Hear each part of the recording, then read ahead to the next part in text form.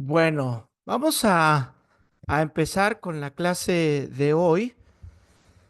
Antes de entrarle al tema como tal, que van a ser algunos principios para la interpretación segura, para la interpretación bíblica de las profecías, que es lo que vamos a empezar a ver.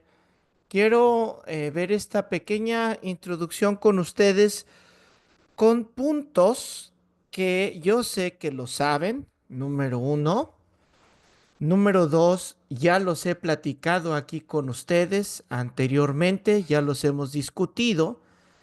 Sin embargo, es menester mío como su profesor repetirlo, repetírselos hasta que se lo aprendan de memoria. A lo mejor hacen así como, ay, va otra vez el pastor con lo mismo.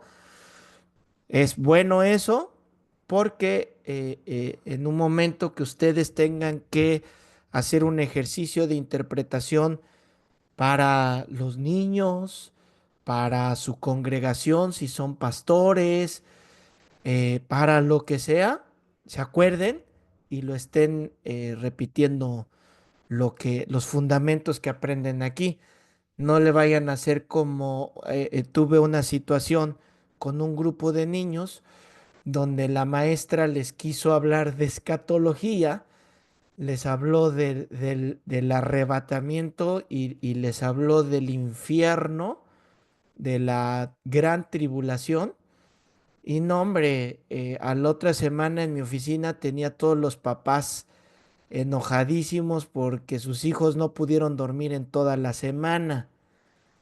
¿Por qué? Pues porque la hermanita de apellido Cabeza Dura pues no tuvo el tacto, no tuvo la madurez, la inteligencia para poder interpretar y para poder enseñar estos principios. Entonces, pues también a ti, si tú trabajas con niños o con jóvenes, pues como diría David, agarra la onda, ¿no?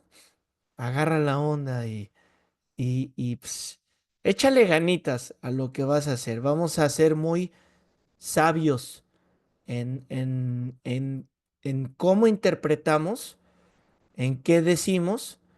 Y recuerden esto, o sea, no somos poseedores de toda la verdad. Eso es importante. O sea, pudiéramos equivocarnos, sí, y corregimos si es necesario corregir, ¿verdad? Entonces, pónganse atentos con eso, por favor. Entonces, vamos a empezar con la interpretación de la profecía. Con eso vamos a empezar. La interpretación de la profecía. Y pues la verdad es que pienso que muchas veces nosotros mismos somos los que nos complicamos todo. Le tratamos de buscar interpretaciones a cosas que son como son, o son literales, o es lo que se dijo así y no hay más. Pero pues nos gusta echarle crema a los tacos, diría un mexicano. ¿Verdad? Nos gusta echarle más rollo a las cosas. Una vez estaba en una congregación, estábamos cantando, padrísimo, adorando a Dios, todos bien conectados y de pronto veo a toda la gente que se queda viendo al cielo, al techo, ¿no? Y unos empezaron a llorar así bien fuerte y cayeron de rodillas y entonces yo volteo a ver qué es lo que estaban viendo todos que los hacía caer y llorar. Y en el techo de la congregación se veía como un arco iris, así, como un espectro, pero de arco iris en el techo, ¿no? Y pues toda la gente estaba, ¡wow! Y cuando yo veo eso, coincidió que estaba hasta adelante y bajo la mirada. Y en ese tiempo la manera de proyectar era con acetatos, era una lámpara que ponías un plástico transparente y se proyectaba.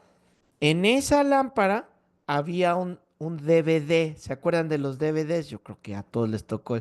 Y ya ven que a un DVD cuando le da luz, parece como un arcoíris. Pues era el DVD que se estaba proyectando en el techo, ¿no? Entonces, pues todo mundo ya así como, ah, mira lo que está pasando, cuando era algo bien sencillo que estaba ocurriendo. Y así somos.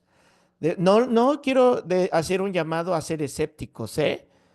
No, no, no le estoy diciendo sean escépticos, pero sí les digo, utilicen el discernimiento para todo lo que tienen que hacer. Hay cosas que de repente queremos ser muy escépticos cuando están sucediendo, cuando las estamos viendo o tenemos los testigos que estuvieron ahí y no, no, no, no, no, no, eso fue esto, eso fue el otro.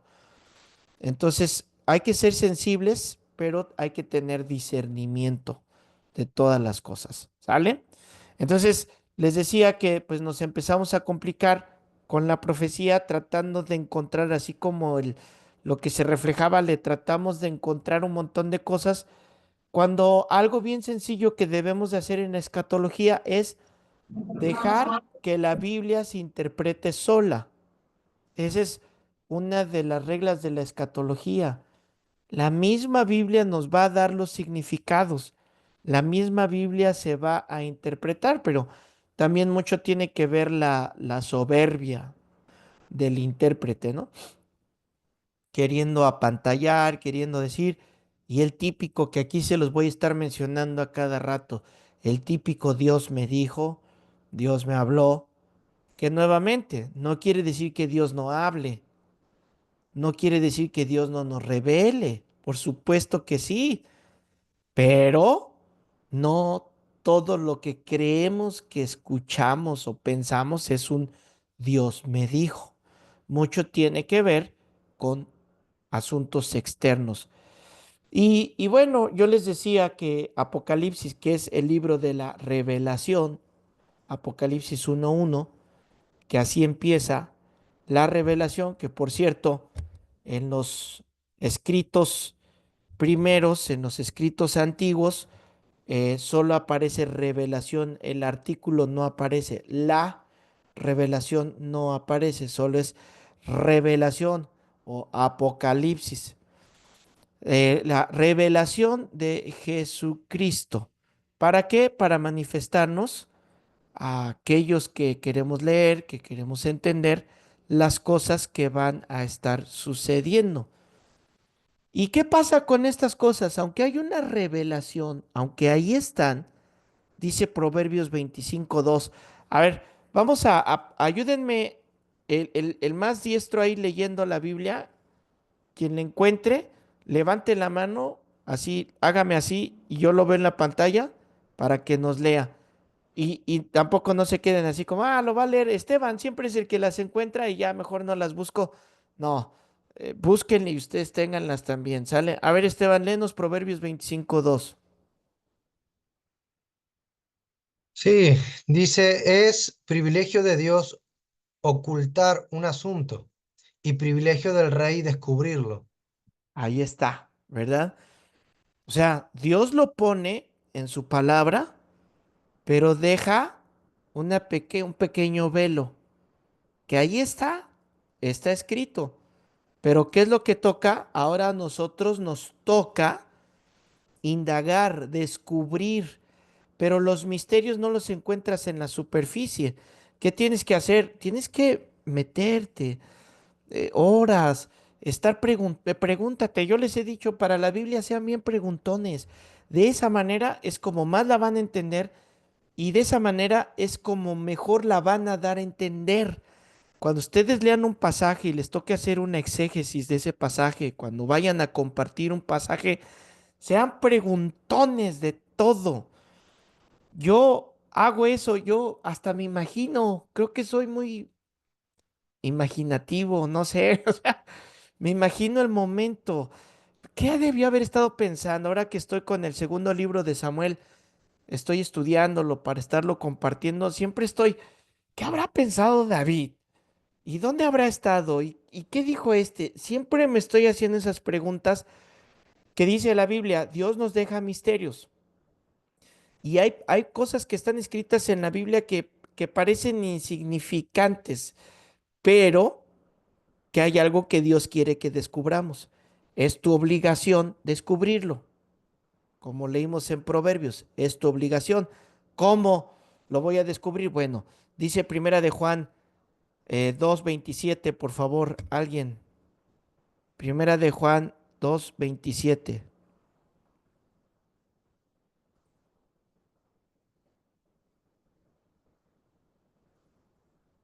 Quedamos que levanta la mano para yo ver quién la lee.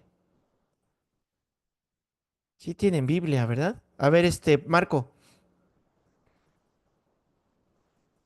Y dice así, pero la unción que vosotros recibisteis de él permanece en vosotros, y no tenéis necesidad de que nadie os enseñe, así como la unción misma os enseña todas las cosas, y es verdadera, y no es mentira. Según ella nos ha enseñado, permaneced en él. Ahí está. O sea, ¿cómo vamos a empezar con esta interpretación?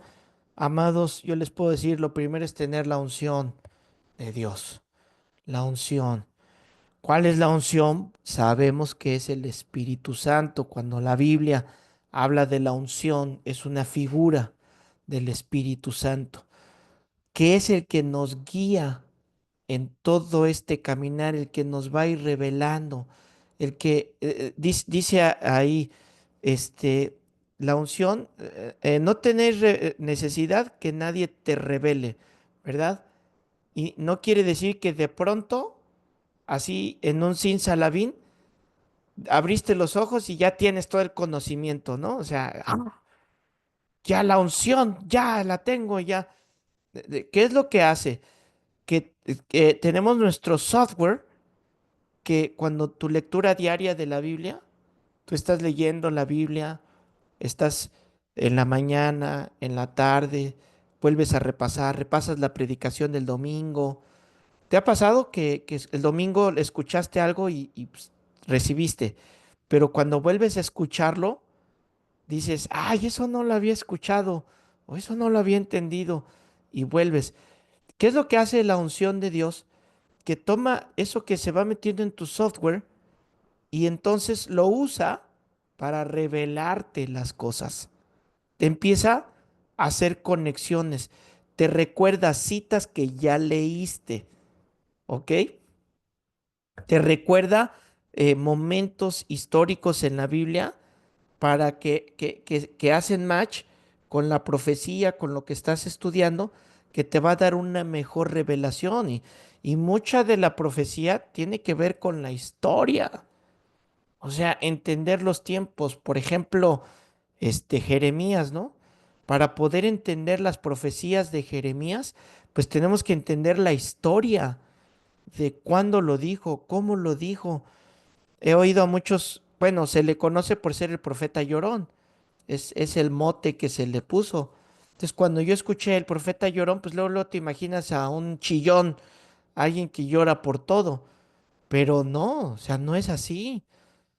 Pienso que no le da el crédito que merece el profeta el llorar, o sea, lloró por la maldad del pueblo, lloró por la insensibilidad del pueblo, lloró por el castigo que venía sobre el pueblo.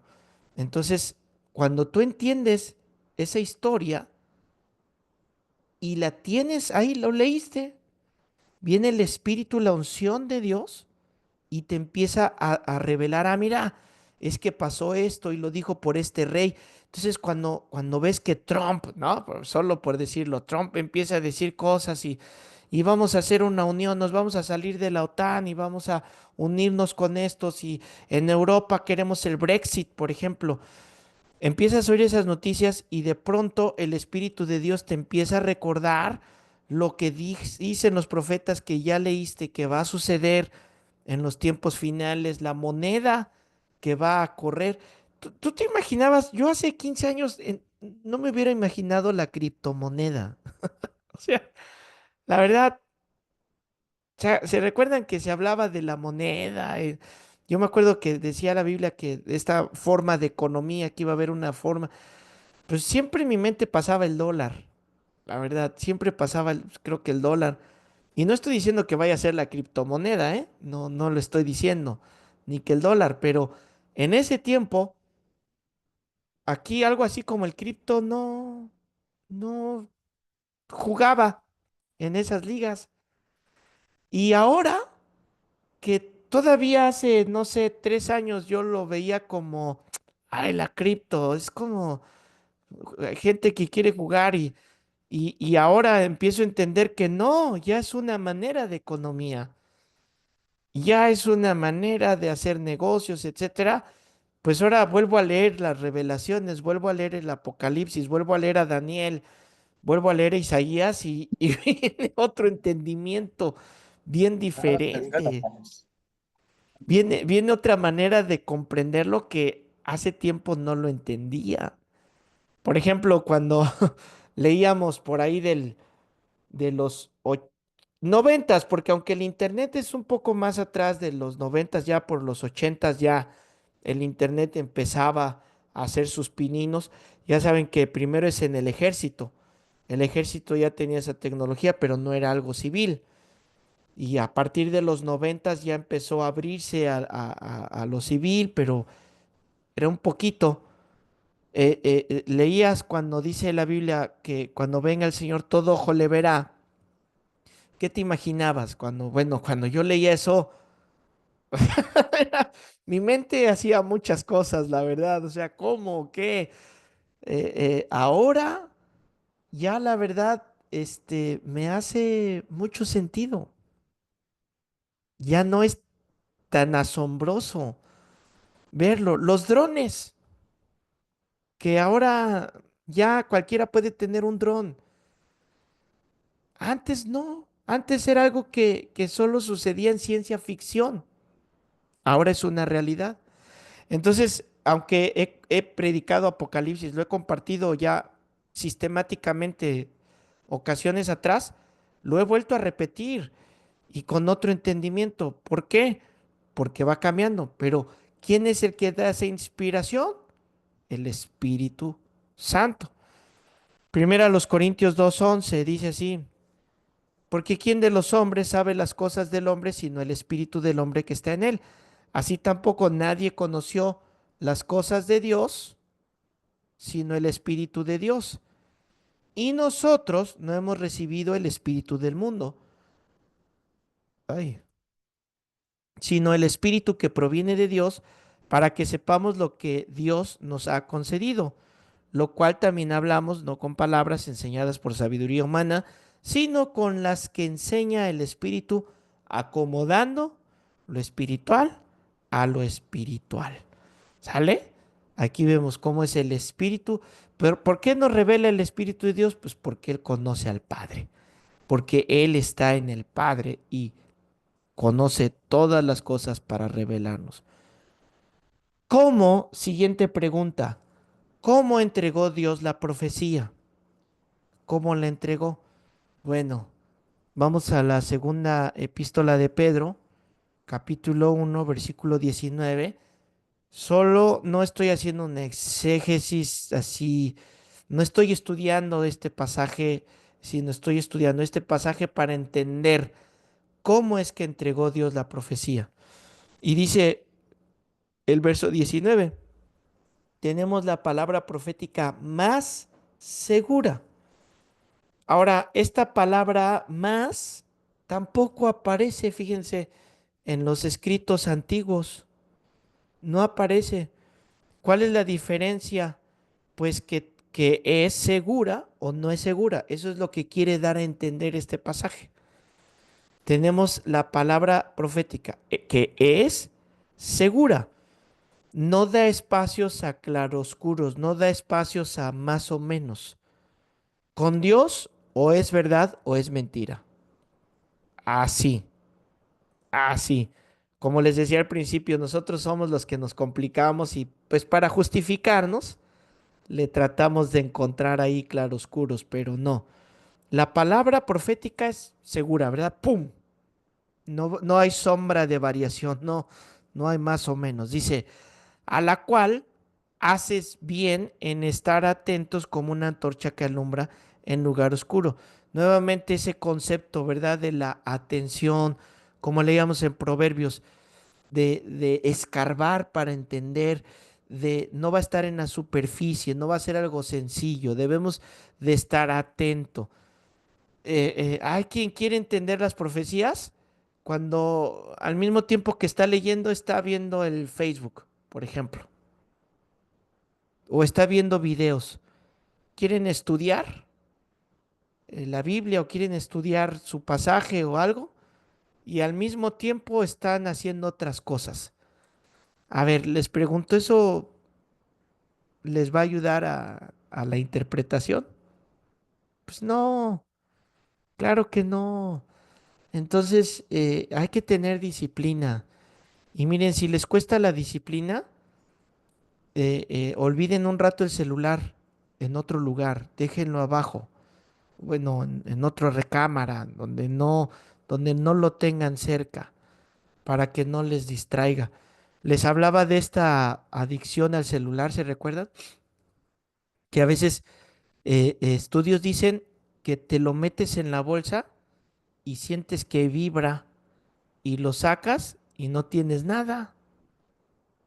Y dicen los estudiosos que es un síntoma que tu cerebro te hace, o sea, no, es que no, no, algo sonó. Me llamó Sheinbaum, la presidenta de México, para salvar el país. Tengo que contestarle, ¿no? O sea, tengo que atender, así somos. Cuando lo que no fue Sheinbaum, fue Shane, la que te llegó, ¿verdad? Compra ropa, ¿no? Decía alguien, es que tengo que pasar lista porque pierdo mis puntos. ¿Cómo sería bueno que eso hagan con la Biblia, verdad? También. Que por cierto, hay unas aplicaciones muy padres que ayudan para tener una disciplina con la Biblia. Una de ellas se llama Holy, y no me acuerdo de otras que me las enseñaron y se me hicieron muy buenas. Ok, seguimos en Pedro. Hasta que el día aclarezca y el lucero de la mañana salga en vuestros corazones. Entendiendo primero esto, que ninguna profecía de la Escritura es de interpretación privada. Es decir, no vamos a descubrir cosas que nadie haya llegado ya, que solo tú y nadie más, ¿verdad? Simplemente vamos a descubrir lo que ya está escrito en la Biblia. Ya está ahí escrito.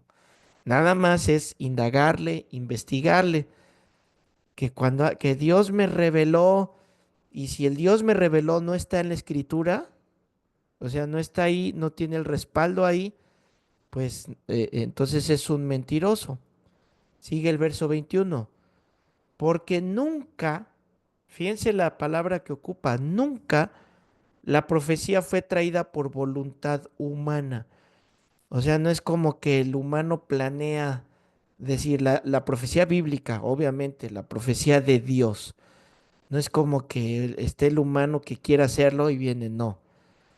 Sino que los santos hombres de Dios hablaron siendo inspirados, y aquí viene esta palabra importante, inspirados por el Espíritu Santo. Y por ahí me parece que en teología vimos qué es la inspiración. Y la inspiración,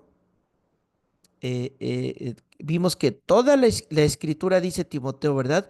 Toda la escritura es inspirada por Dios. Del griego, a ver si lo pronuncio bien, teosneustos. Teosneustos. Esta palabra aparece una sola vez en la Biblia porque en el griego no existía.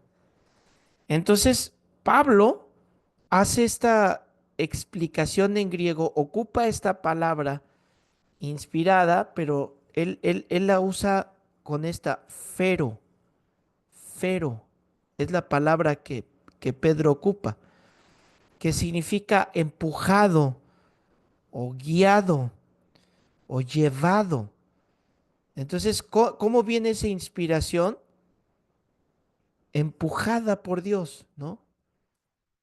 Viene guiada por Dios, llevada por Dios. Y vimos que uno de los significados de esta inspiración es soplo, que es soplada por Dios. Esa es la intención que tiene, soplada del mismo Dios a sus discípulos. Es decir, cuando viene de Dios no hay falla, no hay mentira. Tenemos la confianza que todas se van a cumplir. Y bueno, una de estas profecías es que Él va a regresar. Él lo dijo de Él mismo. Él mismo dijo con sus palabras, voy a regresar. Entonces, ¿cuál es la confianza de la iglesia? La esperanza de la iglesia, que va a regresar, porque Él dijo que lo va a hacer. Lo único es que no sabemos cuándo, no sabemos la hora, pero sí nos dejó rasgos, nos dijo, ¿verdad? Y fíjense, Pedro es el que dice que viene como ladrón en la noche, pero también nos hace esta advertencia. ¿Quién que sabiendo que viene un ladrón no se prepara? ¿No? Pues nosotros tenemos que prepararnos entonces. Si ya nos dijo cómo va a ser, pues entonces nos preparamos. Y siguiendo la analogía del ladrón, pues te preparas por lo menos con tus chacos o tu bat, ¿no? Y a ver, uno duerme de tal hora a tal hora y luego el otro. Y la clásica, prenden las luces para que crean que hay alguien, ¿verdad? Nuestra poderosa luz encendida que ahuyenta a los ladrones. Seguimos el versículo 15 de Pedro 3. Pedro 3. Vamos a saltarnos.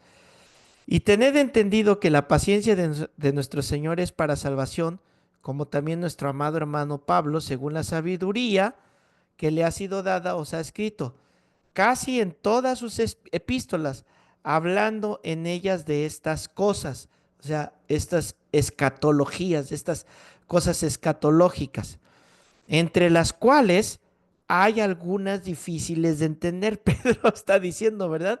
Y fíjense, Pedro, que fue uno de los que tuvo la revelación, Pedro, que acabamos de leer en el capítulo 1, que nos está diciendo, tenemos la palabra profética más segura que escuchamos. Dice, miren, Pablo también escribió otras.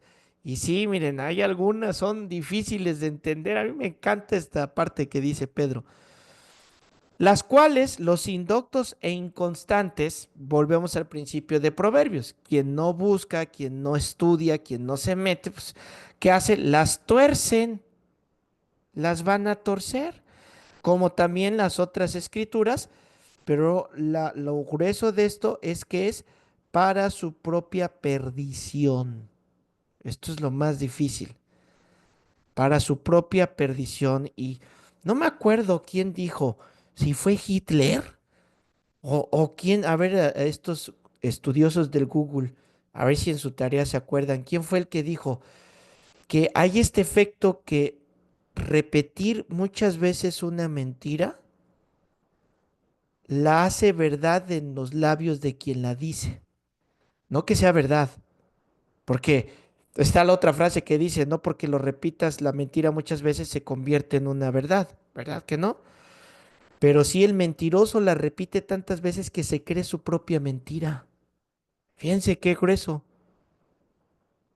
Yo me he preguntado de algunos mercaderes de la fe que los veo o los escucho, no sé si a ti te ha pasado, y que los escuchas tan convencidos. O sea, yo los escucho tan convencidos, tan que así es, que a veces yo he pensado, Señor, ¿será que ya se creyó sus propias mentiras? Que de plano no le ha amanecido. Ahora, Pedro que escribió esto, tenemos la palabra profética más segura. En el contexto, acaba de explicarles la transfiguración que él fue testigo. ¿Se acuerdan de este momento de la transfiguración? ¿Quién estuvo ahí? ¿Quién se acuerda? No de ustedes, sino quién se recuerdan que estuvo ahí en la transfiguración. Y Pedro, Santiago y Juan. Pedro, Santiago y Juan. ¿Y quiénes se les presentaron en esa transfiguración que tuvo el Señor Jesucristo? Moisés y Elías. Moisés y Elías. Muy bien. Imagínense el momento Hay una teoría, no, mejor no se las digo, no, no, no, no se las digo. Sobre ese momento de la transfiguración que está así de alarido. Pero nuevamente son suposiciones, ¿verdad? Puede ser, pero quién sabe. Mejor no soy portavoz de eso. Pero imagínense el momento que están viviendo donde ven a Jesús en su gloria como Dios. O sea, qué momento. Ese que anhelamos nosotros, ¿a poco no? Ese canto que hablábamos la clase pasada, ¿no? Y que caiga derretido en tu mirada. O sea, es el momento que estamos deseando. Lo presenció Pedro con los otros discípulos. Quizás ellos, bueno, no, seguramente ellos escucharon la conversación que tuvieron entre estos gigantes, este momento que estuvieron compartiendo, o sea, el hecho de verlos ahí, saber que estaba Elías, saber que estaba Moisés, que recuerda que para los judíos, israelitas, Moisés tan referente al grado que Dios no les permitió encontrar sus huesos para evitar una idolatría que no debía haber en su pueblo, porque Moisés es alguien muy, muy, muy importante para todos ellos. Imagínate ese momento. Entonces, Pedro dice, yo estuve ahí, yo vi ese momento. Imagínate las cosas que escuchó, las cosas que vio. Y sin embargo dice, pero tenemos la palabra profética más segura. O sea, ¿cómo aterriza todo ese momento a qué? A las escrituras. Aquí en las escrituras. Aquí debe de estar. Sea lo que sea que vayas a hacer, aquí debe de estar. ¿Y cuál es nuestra regla de hermenéutica? Porque hay cosas que aparecen en la Biblia, pero no podemos establecerlas como doctrinales, porque hay cosas que fueron transitorias, hay cosas que fueron errores que cometió la iglesia, que cometieron los discípulos, que cometieron hombres y mujeres, errores que cometieron. También ahí está escrita palabra de hombre, también está escrita comentarios que hizo Satanás. O sea, por eso debemos de entender todo el contexto de lo que se está hablando, de quién está hablando, para quién es, por qué lo dijo. ¿Se recuerdan cuando estudiábamos esto de que la mujer calle? ¿No? Entonces, pues ignorantes que salen, iglesia represora, la Biblia represora. Pues, ¿por qué no leen la Biblia, no saben, no entienden y no se dan cuenta que si hay alguien que defendió en tiempos que nadie se atrevía a defender, era Dios a través de los santos y de las santas que se atrevieron a dar su vida por llevar el mensaje de esperanza de Dios. Pero como pues, leen todo sacado del contexto, ni siquiera lo leen, vieron TikTok, eso es lo que pasó. Y con eso ya establecieron algo, ¿no? Bueno, con este entendimiento vamos a ver 4 principios para la interpretación segura. 4 principios para la interpretación segura.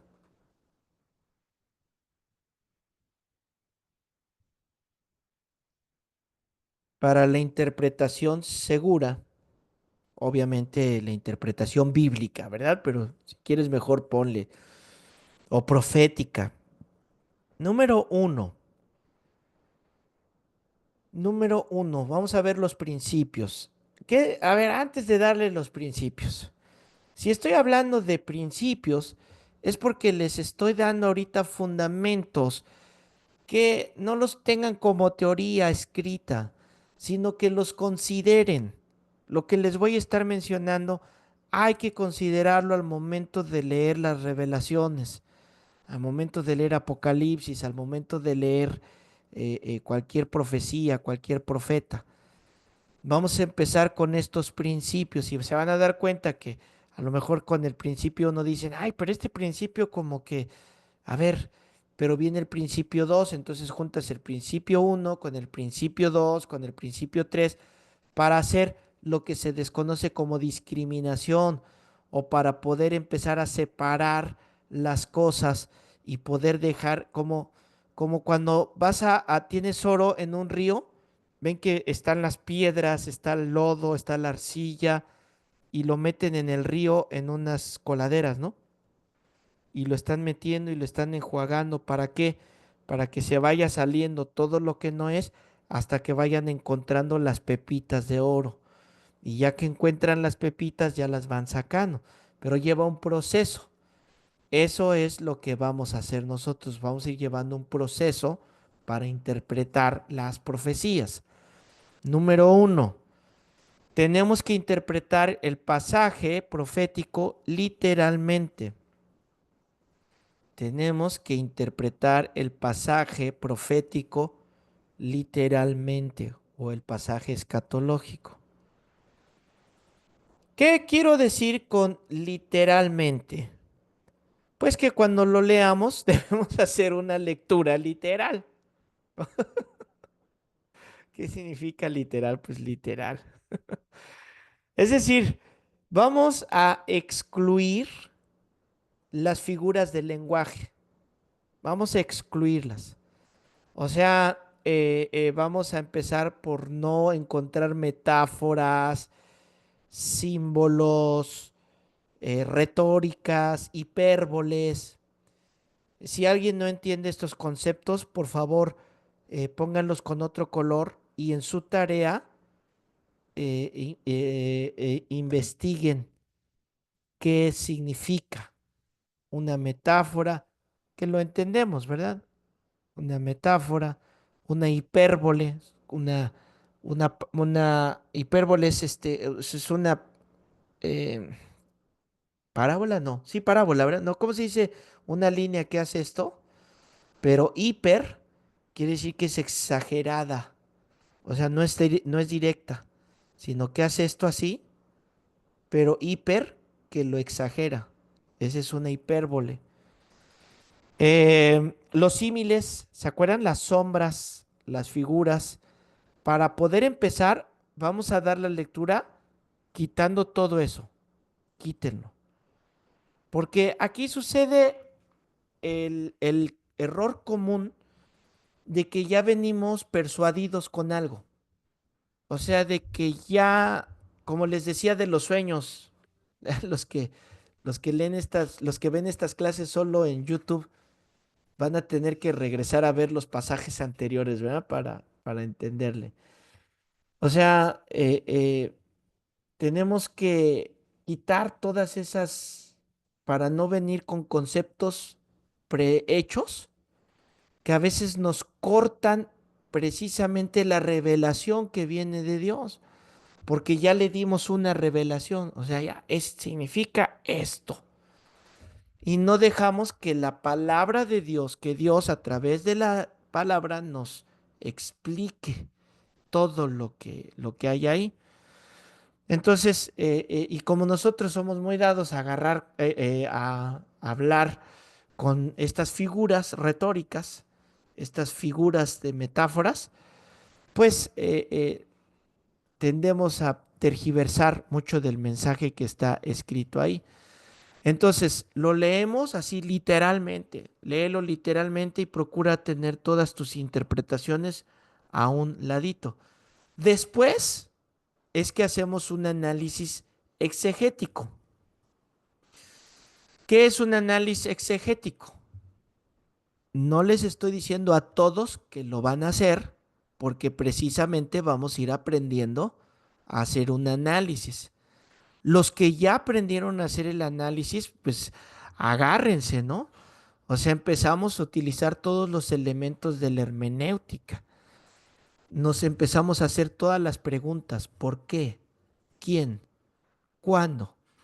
Hacemos un contexto general. ¿Qué es el contexto general? ¿En qué época se escribió? ¿Quién lo escribió?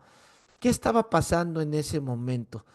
Por ejemplo, en Apocalipsis cuando habla de, a ver si no me equivoco, del trono de Satanás.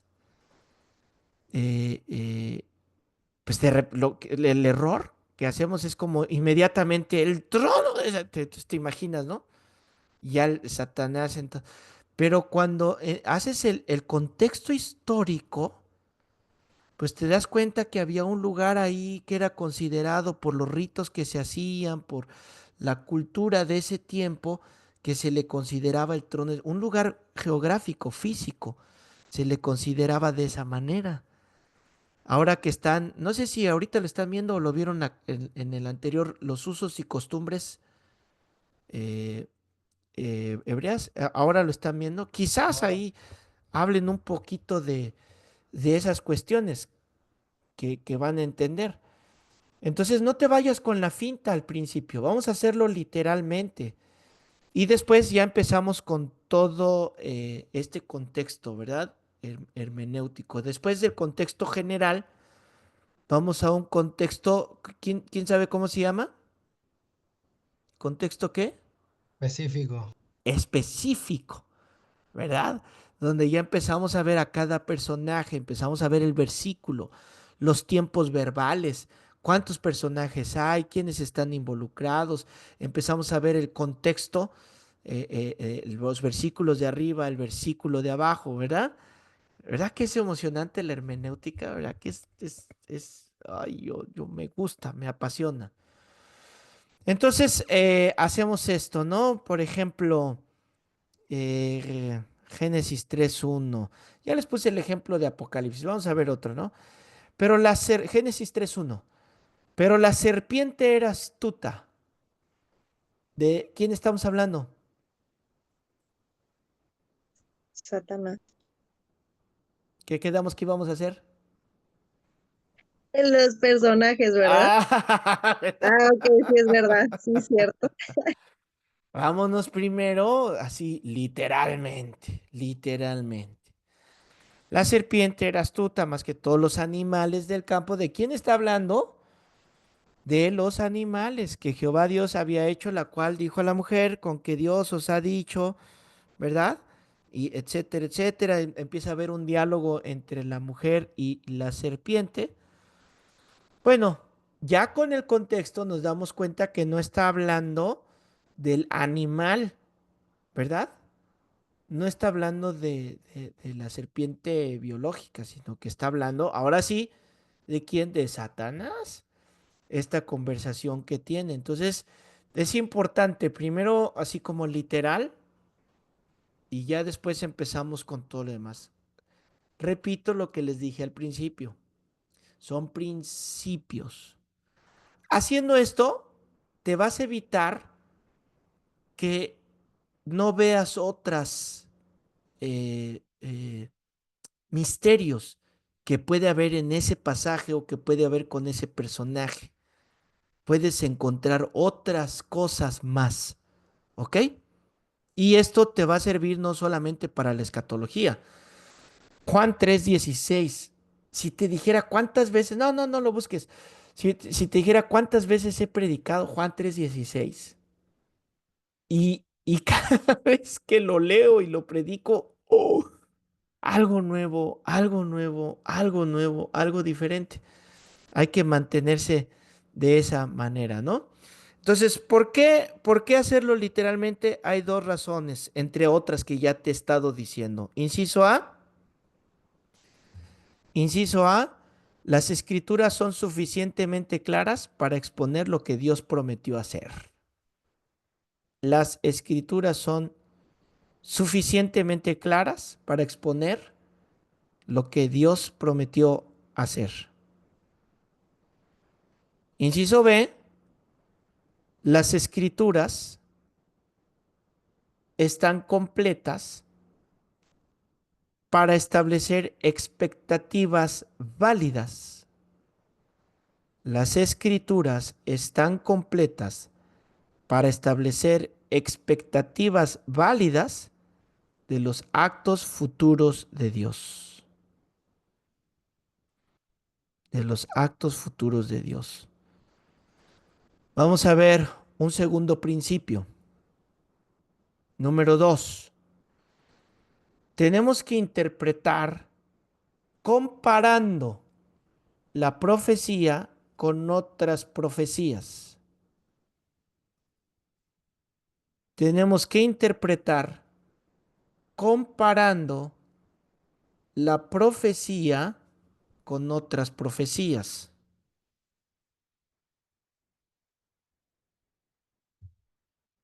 Esto, si ustedes se fijan, es igual a una de las reglas de hermenéutica. La Biblia se interpreta a sí misma, es lo que les quiero decir. La Biblia nos va a dar el significado, la interpretación de la profecía. Cuando juntamos las diferentes profecías que hablan del mismo tema, dice la Escritura, la suma de tu palabra es verdad. O sea, es como un rompecabezas que lo voy juntando y voy viendo toda la figura completa, ¿no? Digo, si armas un rompecabezas de 50 piezas, pues, fácil. Ves una pieza y ya sabes qué parte es. Pero a ver, échate uno de 1000 piezas. ¿Alguien de ustedes ha armado un rompecabezas de 1000 piezas? ¿Qué tal, Pau? ¿Fácil o ahí, Erika? ¿Fácil o...? Es un rollo, man. Difícil porque hasta te duele la cabeza estar Es un pensando más cuando en rompecabezas. naturaleza o así, de colores de las hojas de los árboles que vienen hasta de colores. Es un rollo. Eso te rompe la cabeza. Y no te digo de 5000 piezas, ¿verdad? O sea, no. Bueno, esta es la profecía. Por eso es que Dios nos anima a estudiar la palabra. Salmo 119 es lo que les acabo de decir, ¿no? La suma de tu palabra es la verdad. Fíjense, siguiendo el pasaje que estábamos leyendo allá en Pedro, segunda de Pedro, pero ahora vamos a ver el verso 20, en el capítulo 1, capítulo 1, versículo 20. Dice así, entendiendo primero esto, que ninguna profecía de la escritura es de interpretación privada. O sea, yo no puedo ir en contra de lo que ya está escrito y otras personas han descubierto, escrito y respaldado con la escritura. O sea, la comparamos y si ahí está, si por ejemplo quiero hablar de la salvación, ¿no? Que es uno de los temas así que levanta muchos debates. Si quiero hablar de la salvación y solamente leo un pasaje o solamente leo un versículo y quiero establecer una doctrina con eso, ¿qué va a suceder?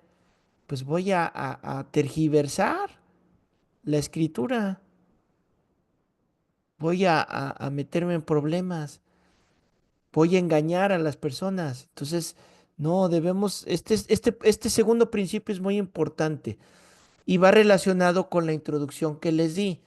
Si no lees, si no estudias, si no haces de la Biblia tu pan diario, pues no hay manera, no hay manera.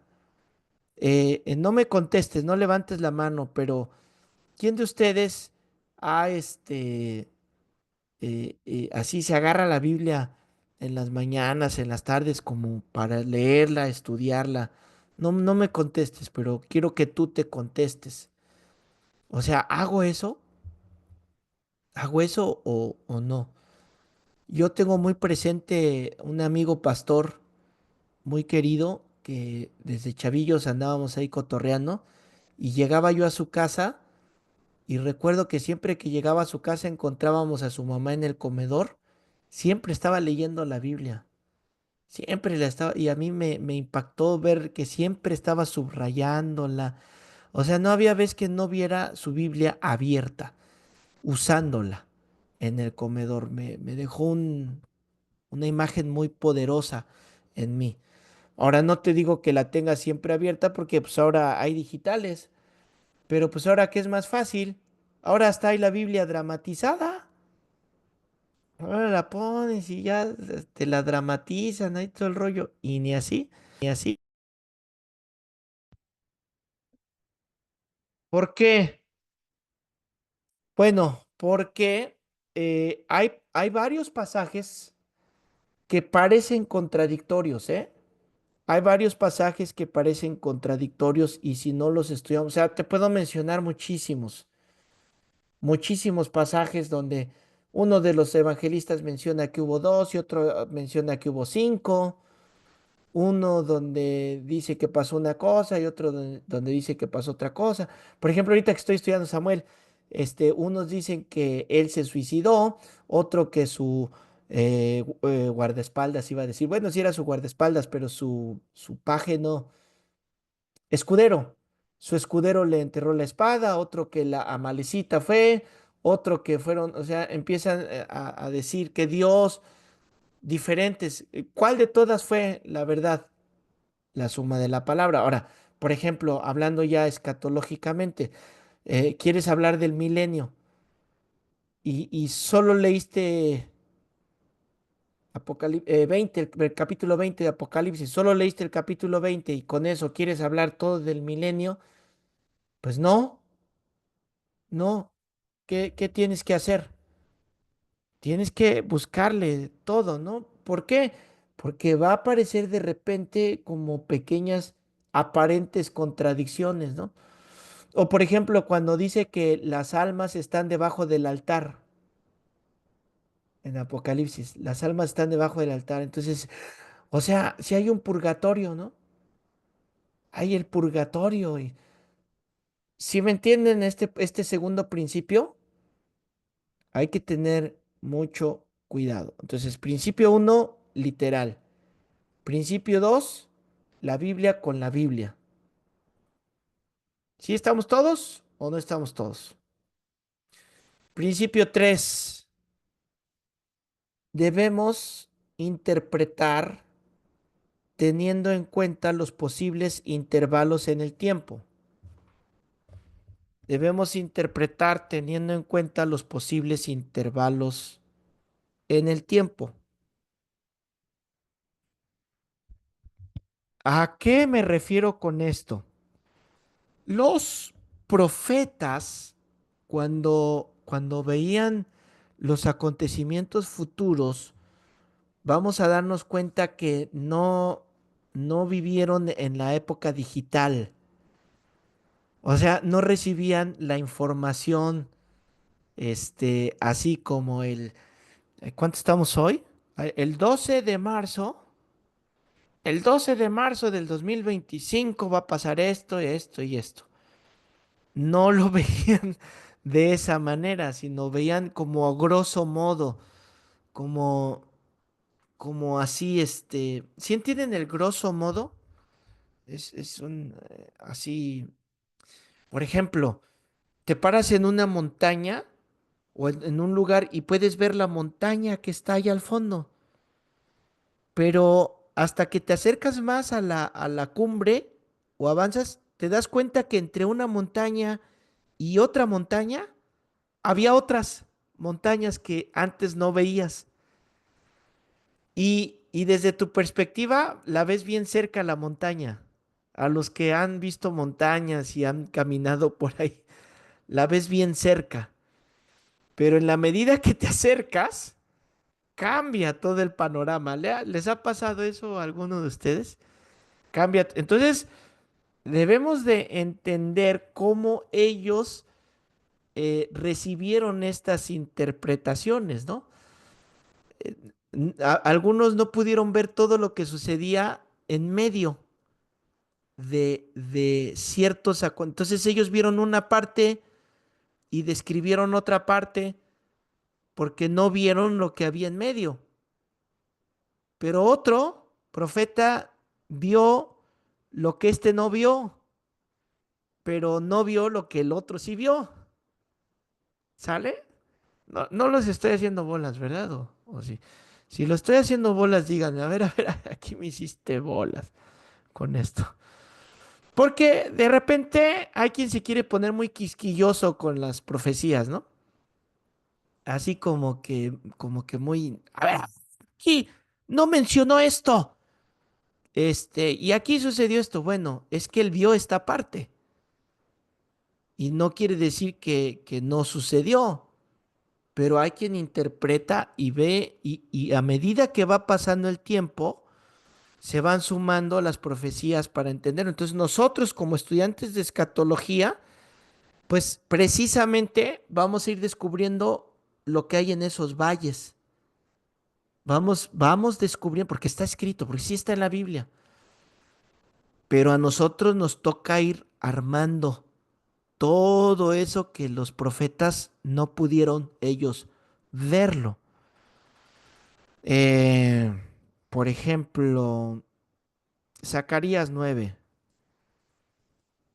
Miren, vamos a ver.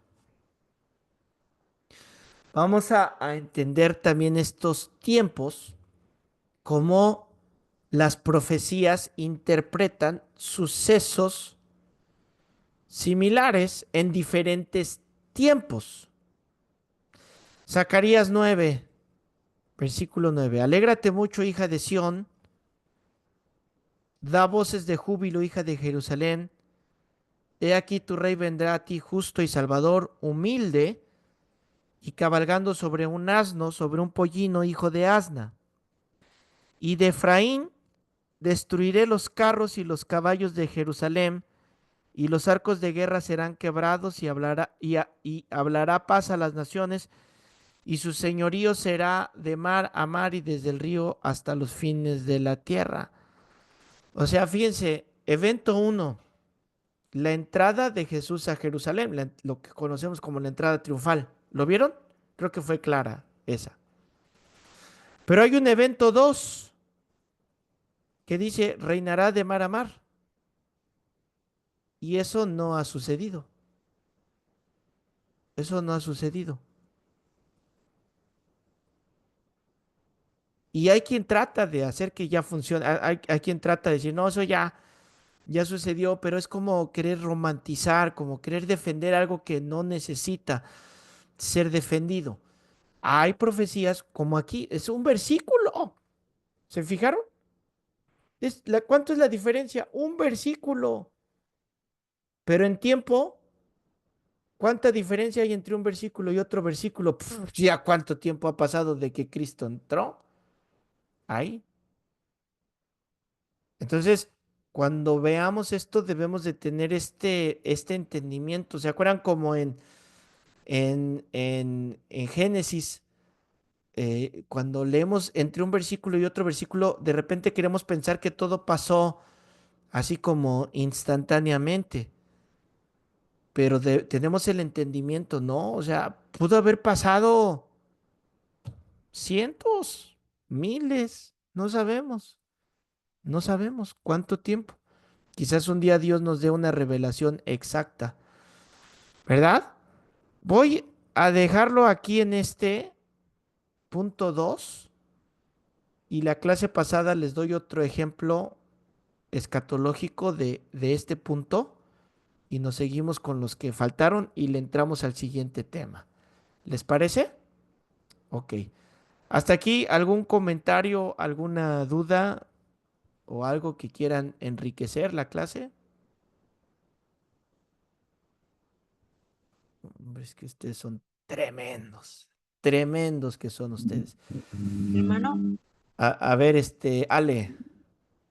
eh, hace un tiempo alguien me comentó, bueno, se hizo una plática de Leviatán que aparece, si no me equivoco, en el libro de Job, Ujú. en- y me quedó siempre esa duda y la sigo teniendo. ¿Cuál duda? De a qué se refiere con el Leviatán. Ah, tambores. Ya vamos a llegar ahí. Ya vamos a llegar. Ahí lo vamos a estudiar. Vamos a estudiar, pero no me quiero meter porque nos picamos aquí toda la noche. Pero tenla ahí. Es bueno tener esas dudas porque las vamos a contestar. ¿Ok? Ok, gracias. ¿Alguien más? ¿No? Bueno, bueno. Pues descansen. Nos vemos la próxima clase si Dios lo permite. Descansen, estudien, que Dios les bendiga. Hasta pronto. Gracias.